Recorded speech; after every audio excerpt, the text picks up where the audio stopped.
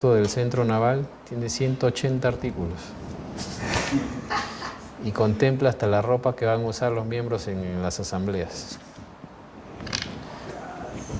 Bastante chamba ahí en la calificación de títulos de prisión y asociaciones, ¿no? Continuamos con el otro punto, el lugar de celebración.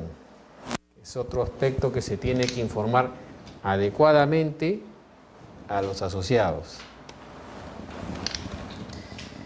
Esta resolución del año 2000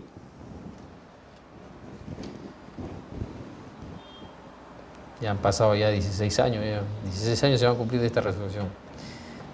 Dice dos cosas importantes. La primera, el acta contiene un resumen de la asamblea.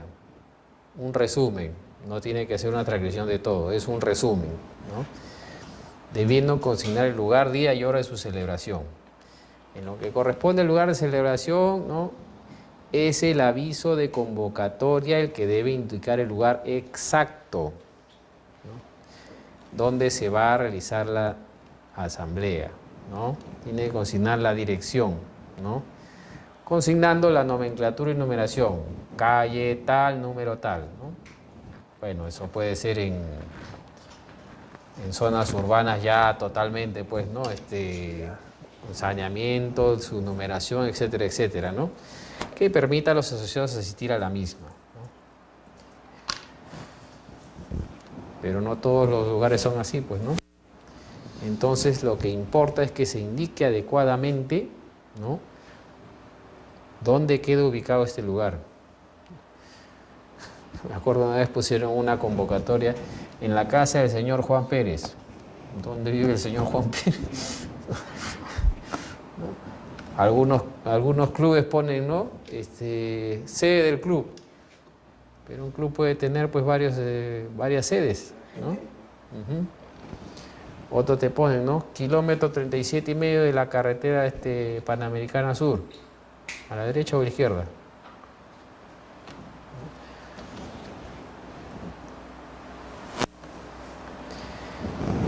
¿Qué pasa si yo digo, vamos a realizar la asamblea en Avenida Salaberry 1355? ¿Ya? Pero este lugar es muy chiquito, vamos a ir al frente. Simplemente, si no se configura el supuesto de asamblea universal, entonces esa sesión realizada en Avenida Salaberry 1357 no tiene validez, ¿no? Yo indico un lugar, ahí se tiene que hacer, ¿no? Así falte un asociado, yo tengo que cumplir con eso. Si no vino, ¿qué importa?, ¿no? Pero yo tengo que respetar el lugar que he comunicado.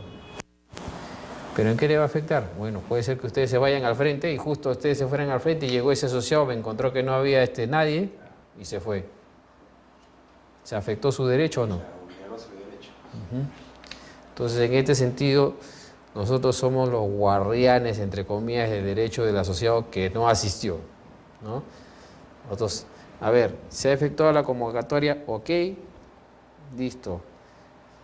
Tus derechos se han respetado, no se han visto vulnerados, has tenido posibilidad y se ha efectuado en ese lugar, a esa hora, ese día, ¿no?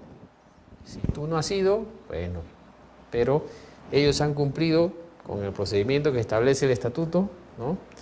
Ya si tú estás en contra de lo que se acordó, tienes la vía judicial.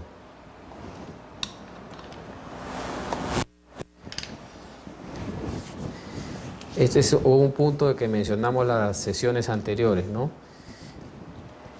El artículo 52 del reglamento dice: para efectos registrales es válida la sesión del órgano colegiado, o sea, asamblea o consejo directivo, ¿no?, realizada en cualquier lugar del ámbito territorial del domicilio de la persona jurídica, salvo disposición, ¿no?, legal o estatutaria diferente. Aquí lo que hicieron fue cambiar el texto, ¿no?, de lo que decía el anterior reglamento en el artículo 49, ¿no? ¿Y qué decía ese artículo, no? decía que solamente serían válidas las sesiones realizadas fuera del ámbito territorial o fuera de la sede del domicilio, ¿no? Si era sesión universal o si el estatuto lo permitía.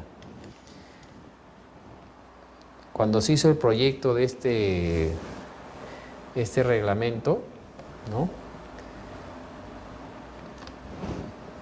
se puso esta disposición, ¿no?, con otro tenor, ¿no? Pero lo que se hizo fue, lo que se propuso fue corregirlo. ¿Por qué?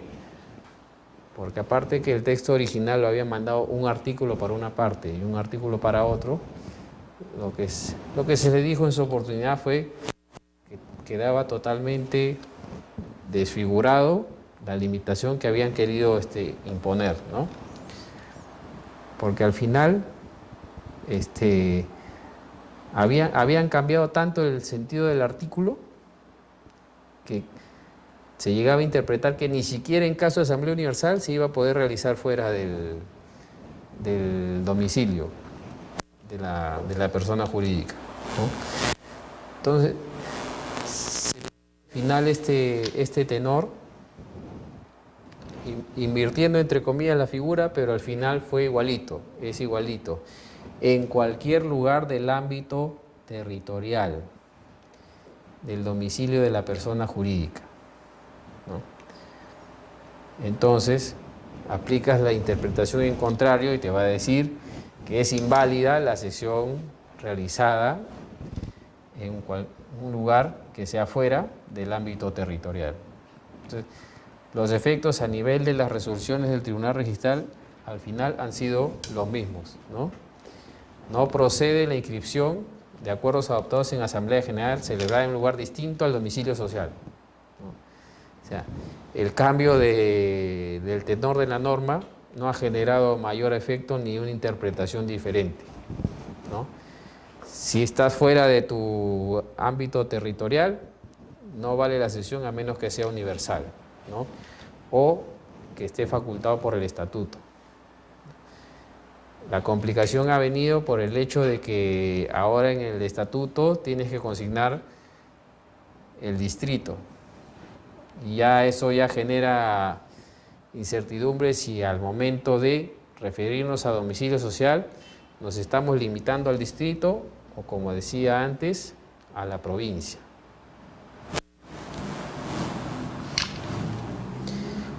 Un caso, por ejemplo, que se da: el lugar de celebración no tiene numeración. ¿Qué se hace? No. En esos casos, en la convocatoria se debe señalar o brindar información suficiente sobre la ubicación para que el asociado pueda saber dónde queda ese punto. Y no hay que ser tampoco muy exquisitos con esto, ¿no? Por ejemplo, si te dicen en la losa deportiva de la Asociación de Vivienda Juan Pablo II, en el distrito de tal, ¿no? Regla básica: 1, indica al menos el distrito. 2, ¿no?, ubica la zona, informa en la zona dónde queda en qué zona del distrito queda ubicado, ¿no? Y otro punto, consigna elementos que te permitan saber dónde queda ese lugar. Una asociación de vivienda puede tener 1, 2, 3 losas deportivas. Puede tener una, puede no tener ninguna. Entonces, ¿qué puedes poner?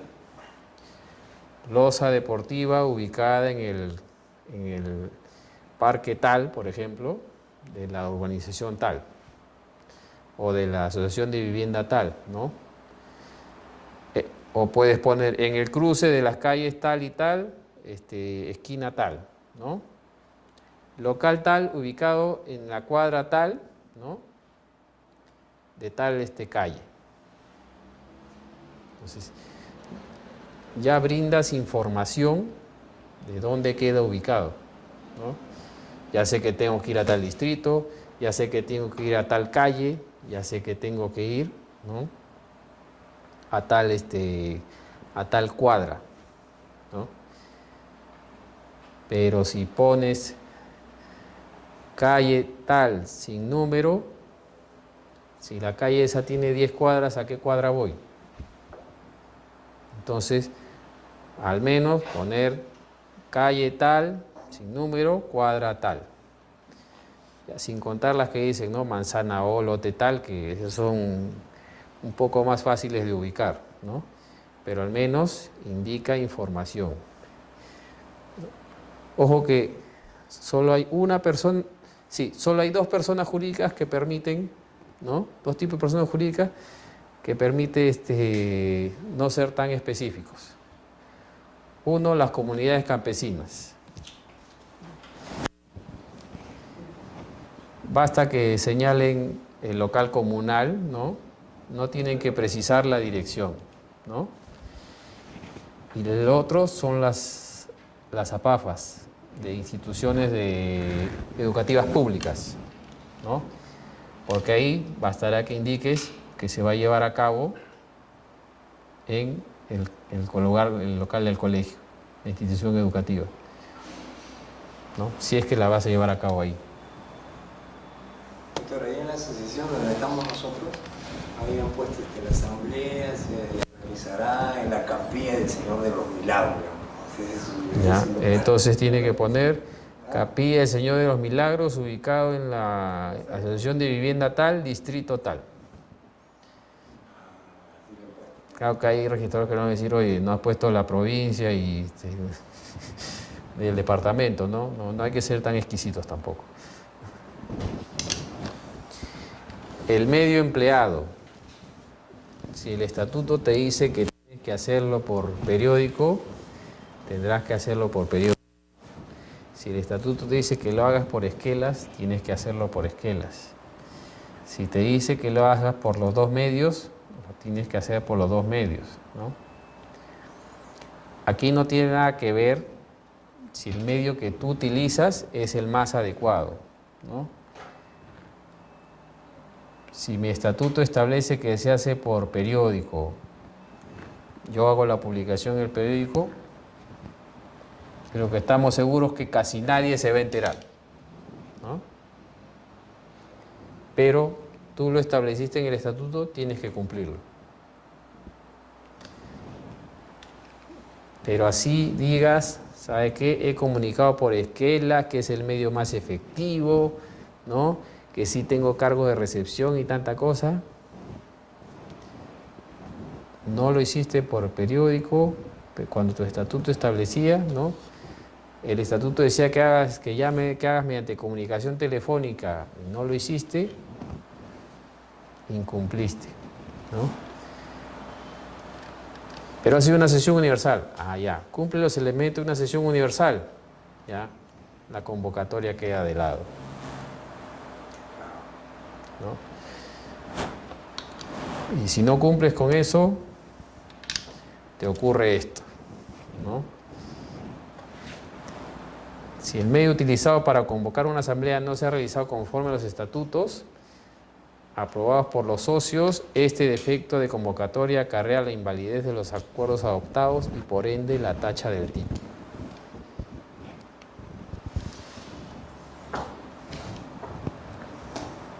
Informar sobre la agenda a tratar. Este es sustantiva, ¿no? Tacha sustantiva, sí. Me acuerdo, había una notaría que como muchas notarías tiene sus modelos, ¿no? Y tiene sus modelos para constituir asociaciones, ¿no? Entonces, dentro de su plantilla decía, ¿no? La convocatoria se efectuará por periódico con 8 días de anticipación, ya. ¿Qué pasó?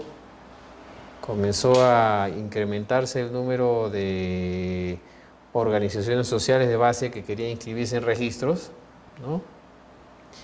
Y el notario, o sus dependientes, mejor dicho, ya cogieron esta plantilla, la adecuaron, ¿no? En lo que es los cargos, ¿no? Las denominaciones, todo ya. Se inscribieron. Ya, muy bien. Vienen los segundos actos y todos con tacha sustantiva. ¿Por qué? Porque no se habían percatado que el estatuto decía que la convocatoria sería por publicación en periódicos de mayor circulación. O sea, por copiar, ¿no?, la plantilla de la asociación, le pusieron ese requisito de convocatoria, que una ASB es casi imposible que lo cumpla.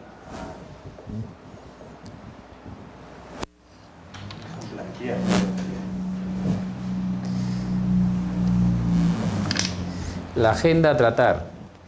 La agenda a tratar es un elemento importante porque así el asociado va a decir, bueno, se van a debatir estos temas, no me interesa, ¿para qué voy a ir? Pero al menos ya me informaron, uno, de qué se iba a tratar y dos, de qué no se iba a tratar, ¿no? Porque si a mí me dicen, oye, informe, se va a debatir sobre informe del resultado de la apoyada que hicimos, ¿no? A ver, ¿para qué voy a ir? Yo ya sé que solo se va a debatir ese tema, entonces no se va a debatir ahí, oye, incremento de aportaciones de los asociados, ¿no?, nuevas sanciones, etcétera, etcétera, no. Porque la agenda cumple función positiva y negativa. La positiva es informar de qué se va a tratar. Y la negativa es delimitar los temas que se van a tratar para que no se incorporen puntos, ¿no?, respecto de los cuales los asociados que no asistieron no iban a tener conocimiento que se iban a llevar a cabo, ¿no? ¿Qué permite además la adecuada convocatoria respecto de la agenda?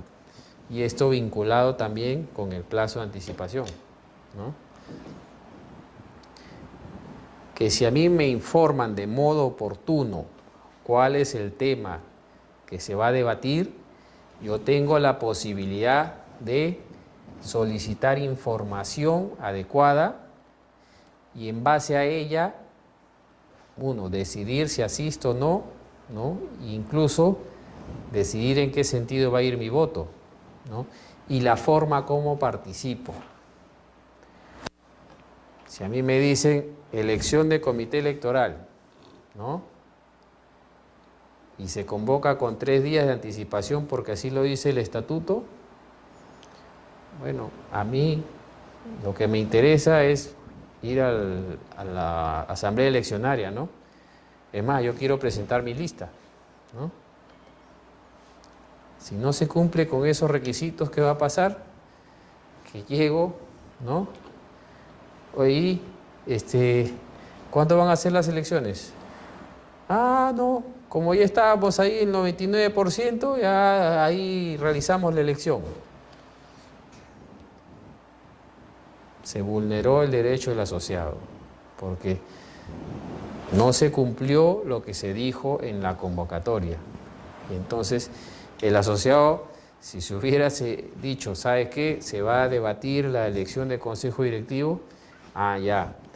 Pero para esto, según mi estatuto, tenían que convocarme con 10 días de anticipación, ¿no? No puede ser, yo quería postular, yo quería organizarme para formar mi lista, ¿no?, grupo de integrantes, para incluso esta persona, ¿cómo se llama?, que ha salido elegida, yo sé que tiene deudas con la asociación, que no es socio hábil y tantas cosas, sin embargo lo han elegido, me han quitado a mí mi derecho de impugnar, ¿no?, de presentar mi tacha, etcétera, etcétera, ¿no? Porque no todos los temas son importantes para todos los asociados, pues, ¿no? En un sindicato dicen que elección de comité electoral, no va nadie, ¿no? Si dicen ya declaración de huelga, ahí tienes que ir porque generalmente te ponen una multa, ¿no?, bastante costosa, ¿no? Elección de junta directiva, ahí sí voy a ir, ¿por qué? Porque estoy interesado en que gane una lista, etcétera, etcétera, ¿no? El tema de agenda va a delimitar el interés del asociado en participar o no. Y es curioso que hace unos años, hace varios años, ¿no? Me acuerdo había una especie de conclusión entre comillas, ¿no? Decían, un registrador, ¿no? Decía, ¿no? Bueno, si el tema de la convocatoria es presentación de balances e informes, ¿no? Si la asamblea no está conforme, en esa misma sesión puede acordar destituir a ese directivo o a ese directivo, ¿no? Entonces ahí, si el tema es balances, a mí que me interesa el balance, son cuestiones administrativas, económicas que yo no las manejo, ¿no? Pero, oh sorpresa, se removió al directivo tal, ¿no? Pero eso no estaba en la agenda, ¿no? Pero algunos interpretaban que no, dentro de lo que es balances, ¿no? Esta sí es la aprobación, y si no está la aprobación se ha perdido la confianza en la gestión y se puede remover. En ese sentido, ya el tribunal se ha pronunciado, ¿no? Que la agenda informes no se puede acordar aceptar la renuncia o remover a un directivo, ¿no? La convocatoria tiene que ser clara y tiene que ser precisa, ¿no? Tanto así que eso se plasmó en el reglamento de inscripciones, ¿no? Señalando que no procede inscribir acuerdos sobre asuntos distintos a los señalados en la agenda o que no se deriven directamente de esta.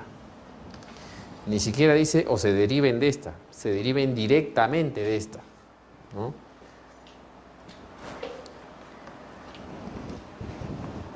Si me dicen, oye, se va a debatir una sanción a unos asociados, ¿no? Han hecho esto, esto y lo otro. ¿Para qué voy a ir? Pero si dicen, vamos a aplicar sanciones a los miembros del consejo directivo y tanta cosa, ahí sí yo iría. Mi agenda es más específica. Se desprende una de la otra. Algunos dicen que sí, otros dicen que no. Para mí no. ¿Por qué? Porque si me dicen sanción asociado, ¿quién será? Pues, ¿no? A lo mejor es alguien que yo no conozco, ¿no? Pero si me dicen sanción a directivos, yo ya sé quiénes son los directivos, ¿no?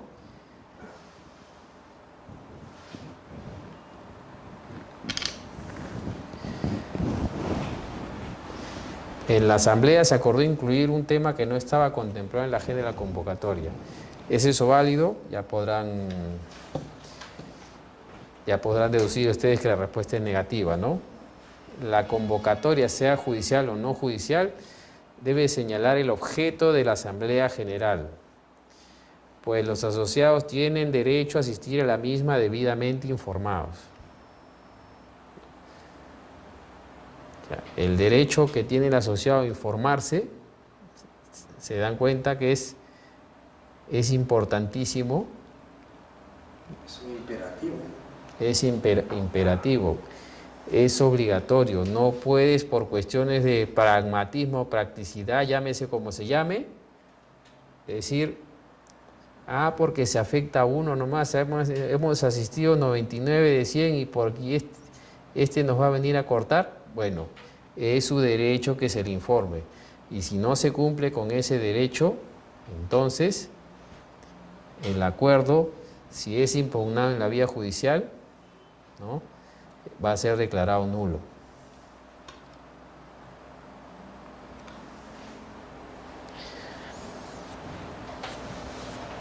Un tema que parece sencillo a veces, pero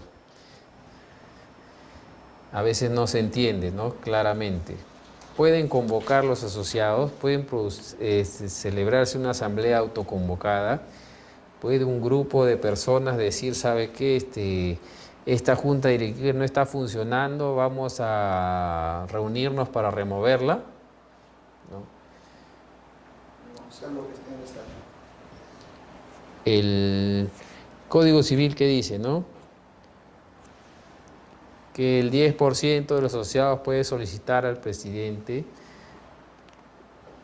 la convocatoria a una asamblea, ¿no? Y si el presidente no lo hace, tienen que ir a la vía judicial, ¿ya?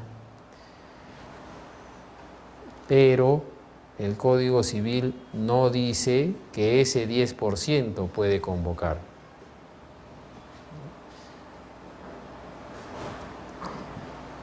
Y el Tribunal Registral lo ha detallado haciendo una, por así decirlo, una precisión a lo que dice un precedente que dice que se puede establecer estatutariamente, ¿no?, que otro directivo distinto al presidente pueda efectuar la convocatoria, ¿no? Miren cómo lo señala esta sala. Dice, la persona u órgano que tenga facultad de convocatoria debe estar determinada, ¿no? O sea que debe saberse, debe poder estarse en la posibilidad de saber quiénes son las personas que pueden convocar a una asamblea. Y pone los ejemplos, ¿no? Bien en la persona de su presidente, o bien si el estatuto así lo ha previsto, conceder esta distribución, yo creo que es esta atribución, ¿no?, a un órgano, pero siempre con el carácter de determinados. O sea, ya de acá podemos deducir que la persona distinta al presidente que puede convocar necesariamente tiene que ser un directivo, sea miembro del Consejo de Vigilancia, sea miembro del Comité Electoral, etcétera, etcétera. Y hace mención a la interpretación errónea que se le da al artículo 85 del Código Civil, porque dice, tanto así que según el artículo 85 del Código Civil, cuando no menos de la 10ª parte de los asociados soliciten al presidente del Consejo Directivo la realización de la Asamblea General y éste no la convoque, ello no los legitima para efectuarlos por sí mismo, de manera autónoma, sino que tienen que solicitarla al juez civil. Nada que somos el 10% de los asociados y por lo tanto el Código Civil nos faculta convocar, no. Nos faculta pedir al juez a que efectúe la convocatoria. Esa es la pretensión. Es la pretensión. A veces el petitorio lo pone mal y ya sale por el segunda, ¿no? Doctor, antes que continuar esta parte, y en caso de los asentamientos humanos que están conformados, bueno, ellos se rigen por lo conocemos por ley de asentamientos humanos. Ley de asentamientos humanos, sí. Pero también utilizan esa modalidad, que se reúnen el 10% y convocan a una asamblea para poder derrocarlo al secretario general. Ajá. Pero en ese caso, ese acuerdo no tiene validez. Entonces también sería aplicarle el Código Civil supletoriamente, ¿no? Claro. Salvo que lo que pasa es que el reconocimiento que le dan los asentamientos humanos, si no me equivoco, lo da la Municipalidad de Lima, ¿no? No necesariamente la Municipalidad Distrital, ¿no? Pero la municipalidad tiene la facultad de expedir ordenanzas, ¿no? Y si en estas ordenanzas se les ocurre establecer que el 10% puede convocar, ahí ya queda al margen lo que establezca el Código Civil. Es algo parecido al estatuto, ¿no? Claro. Como la ordenanza municipal tiene rango de ley dentro de la jurisdicción, entonces lo que hace es establecer ciertos requisitos, porque un asentamiento humano propiamente dicho no es una asociación, ¿no? No se encuentra dentro de lo que es el Código Civil, ¿no? Entonces, como las juntas vecinales, etcétera, etcétera, si el municipio los reconoce y la municipalidad puede establecer marco legal para que estos asentamientos humanos funcionen y la municipalidad los reconozca, ¿no? Entonces, por eso, si a la municipalidad se le ocurre establecer que pueden ser elegidos o el 10% puede convocar a asamblea, entonces estaría facultado para hacerlo.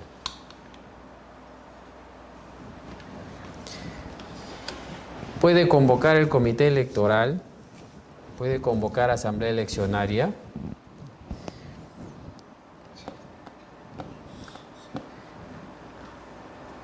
dependiendo la redacción del estatuto, va a depender la interpretación que se le dé y por ende va a determinar si puede o no puede, ¿no?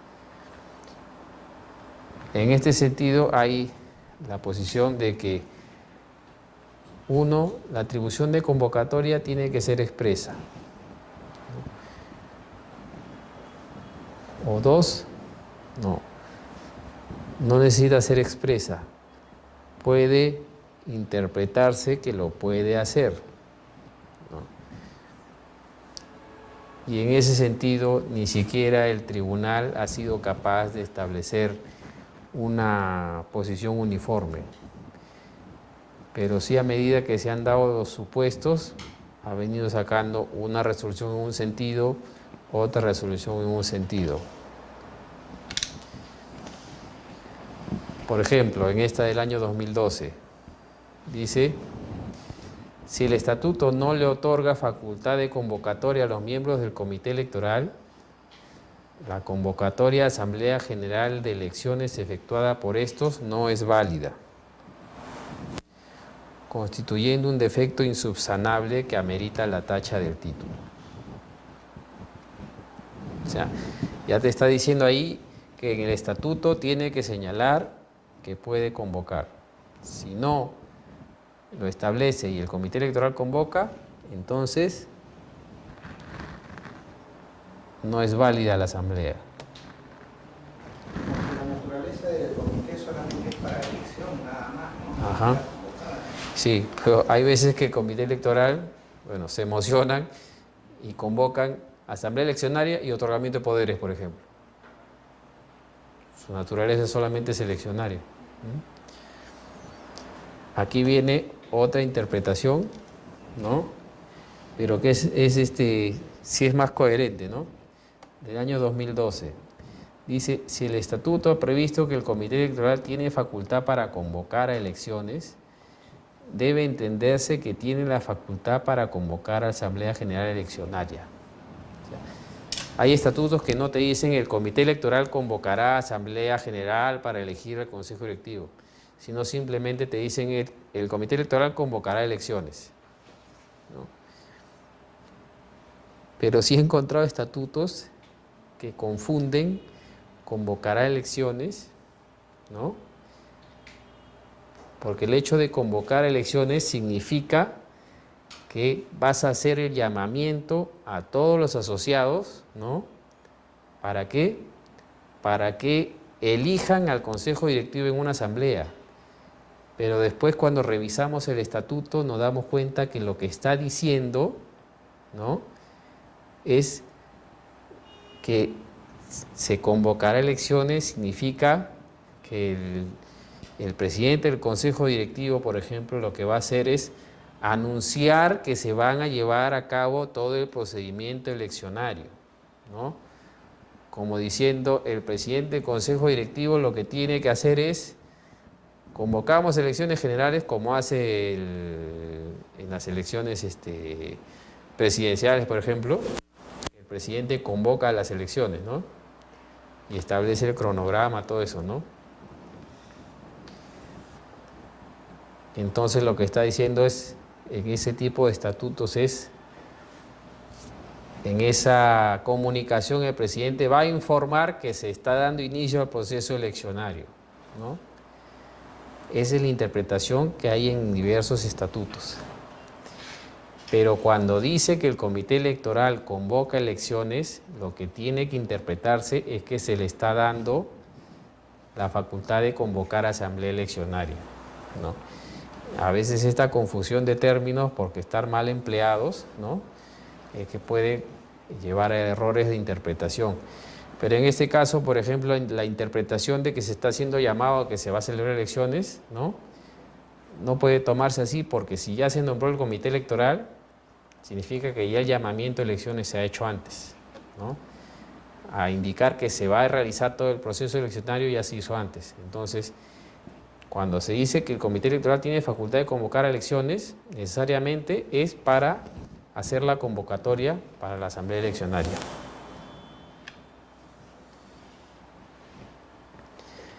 Hay otro punto también que en lo que muchos registradores tampoco se ponen de acuerdo, ¿no? El estatuto dice: el comité electoral convocará elecciones o convocará asamblea eleccionaria, etcétera, etcétera. Y viene una citación y en ella no dice el comité electoral convoca, sino dice el presidente del comité electoral convoca elecciones, ¿no?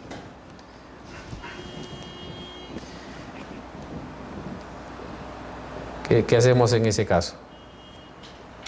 Doctor, antes cuando usted explicó que los miembros del comité electoral entendía que cualquiera de los miembros podía convocar, ¿no? Cuando dice los miembros del comité electoral, ahora ya dice el presidente del comité electoral. En este caso dice el presidente, ¿no? O sea, lo que se ha interpretado acá es el presidente es el que tiene la representación del órgano electoral, ¿no?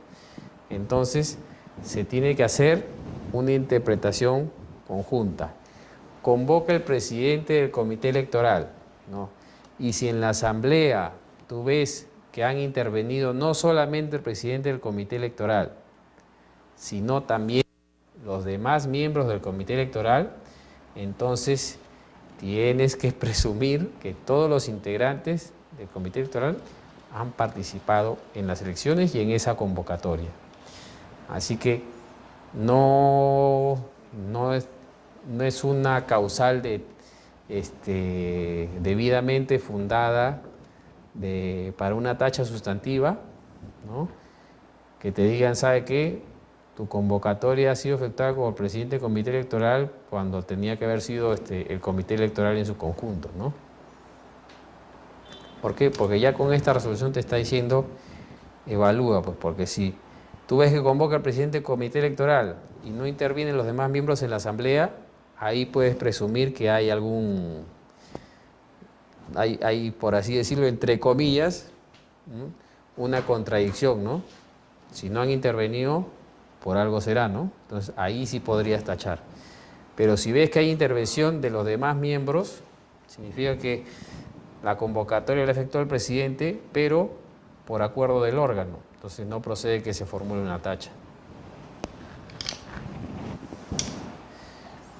Esta resolución es más restrictiva. Dice, solo si el estatuto ha previsto que el comité electoral tiene facultad para convocar elección, se entiende que tiene facultad para convocar asamblea eleccionaria. De no ser así, no podría convocar asamblea. Entonces lo que está diciendo es la facultad para convocar debe ser expresa. Bueno, uno dirá, ¿no? Sí, pues, tiene razón, ¿no? Pero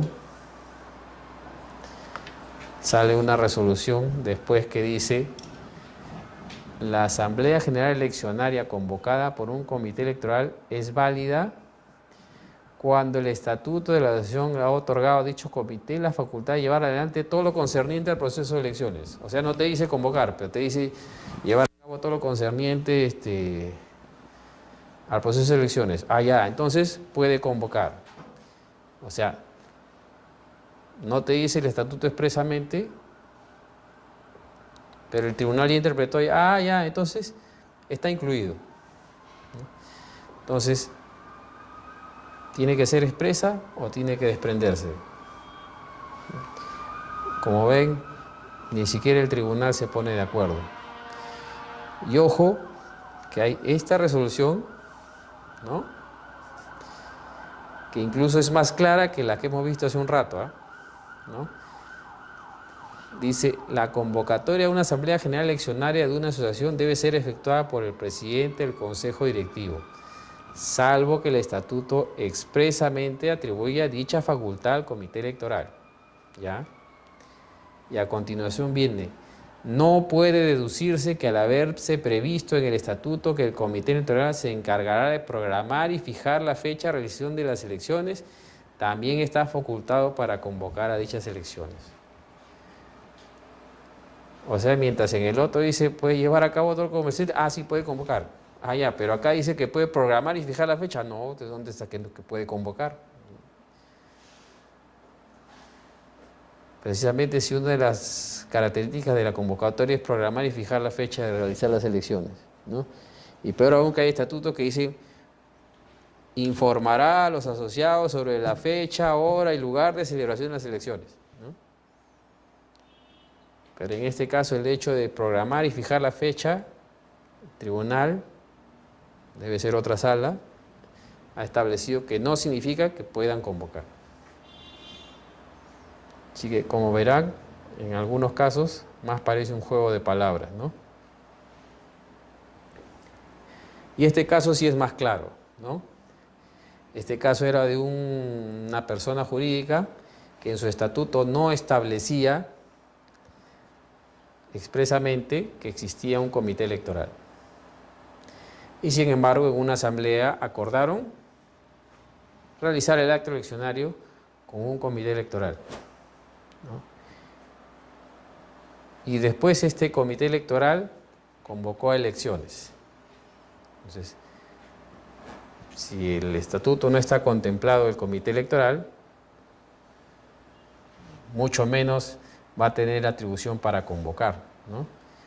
Entonces, se tachó sustantivamente este título, ¿no?, por haber sido efectuada una convocatoria por un órgano que ni siquiera estaba contemplado en el estatuto.